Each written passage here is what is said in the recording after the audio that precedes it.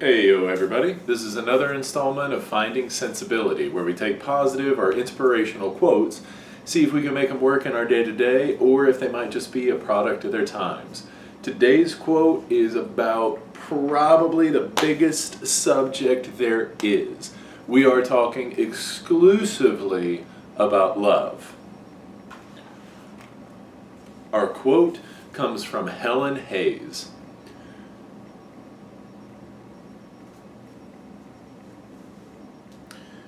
The story of a love is not important.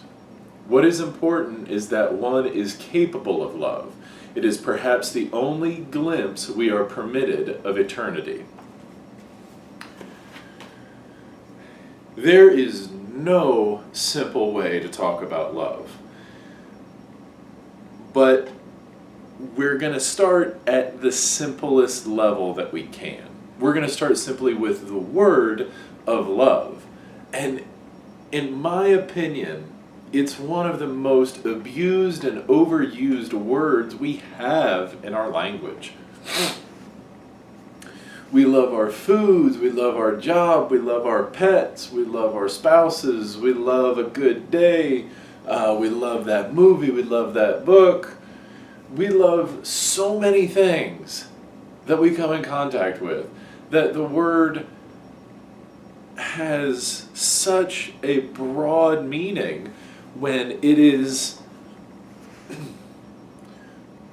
both minimized and maximized. It encompasses such a spectrum that it can be really misleading to use that word in certain contexts.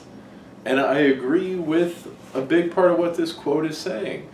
It is perhaps the only glimpse we are permitted of eternity. I'm a romantic, and so in this video, I'm going to let that out a little bit. When you actually are able to have a legitimate and overpowering love for either another person or an idea or a thing, it's incredibly powerful. And so when she is talking about a glimpse into eternity,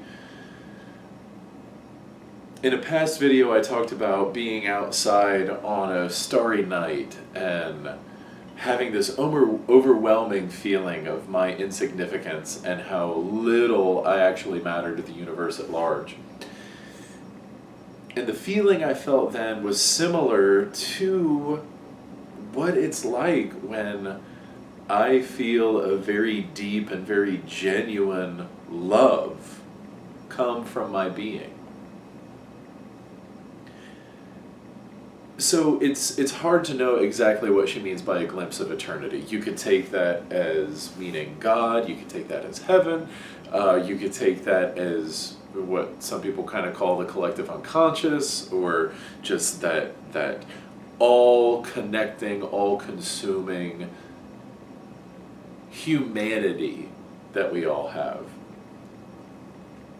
But what I take it to mean is simply that unfathomable depth that we all have inside us that just never seems to end. It is a vast ocean of emotion that exists within us. And the biggest part of that is love.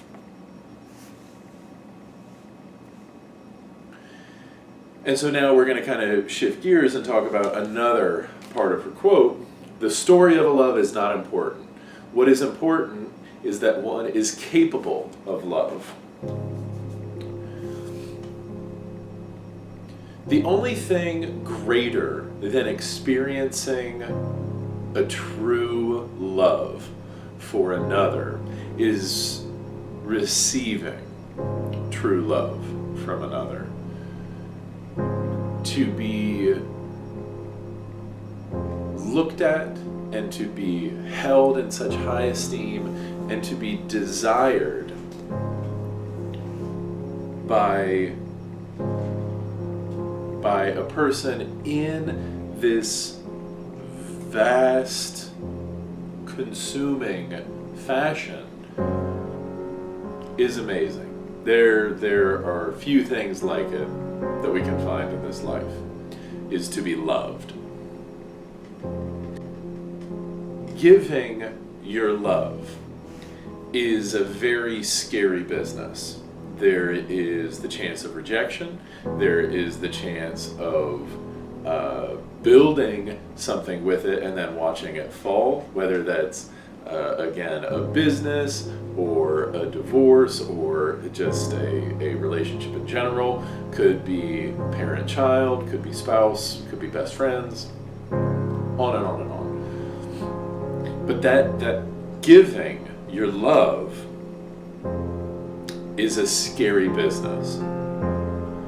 My mom described love to me in a way that I've held in very high esteem. And I've tried to make it the basis for how I give my love to another. And what she told me is that love does not involve two people, it involves one. And that's you. And if you decide to give your love to somebody, it's like getting ready to go down a whitewater rafting trip by yourself. You got to get your paddle, you got to put your helmet on, you got to put your life jacket on, and you got to get into the raft. And as soon as you get into the water, you got to be committed to it. And you may capsize, you may get knocked out, but those are the risks you take. Of course, your goal is to make it to the bottom of the river, to the end of the river, to the end of the rapids. But you might not.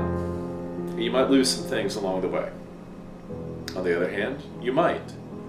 And it could be the most amazing experience you've ever had. You could be completely different.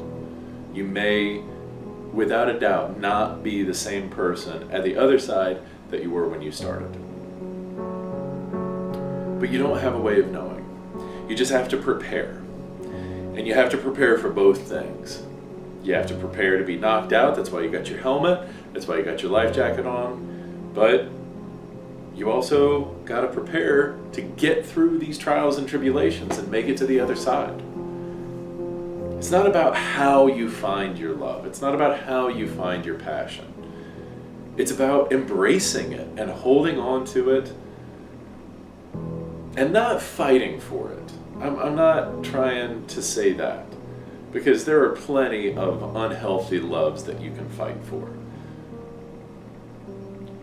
But to have that capability to love, and to have the drive and the determination and the desire to see it through and truly give it everything you've got, and to run the risk of falling out of the raft into the rapids,